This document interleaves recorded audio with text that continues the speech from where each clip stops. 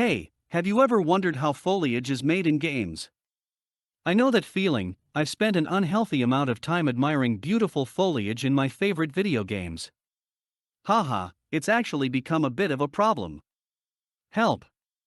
Every game is different, and they use different ways to make things like grass, plants, and trees.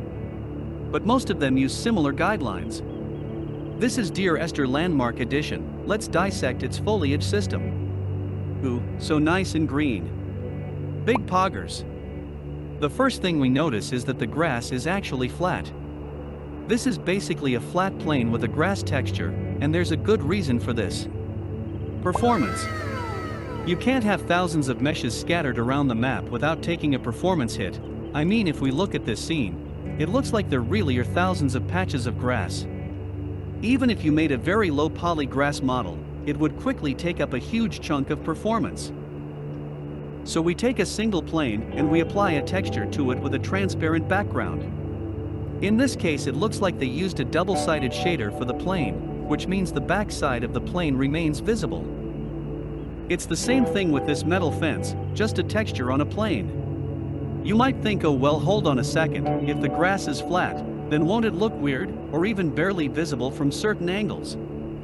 Why yes, very astute observation there, haha. Maybe you should be the one making these videos, or maybe you should keep your thoughts to yourself. No one likes a show-off, so just stop interrupting me and listen to what I have to say. Haha, just kidding. Yes, angles are a problem with flat surfaces. In Dear Esther, they solved this problem by using two different perpendicular planes, that way you can see the grass from any angle. Another way to remedy this by using something called billboarding.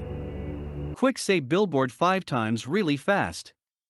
Billboard, billboard, billboard, billboard, billboard. Billboarding makes the grass plane always face the camera.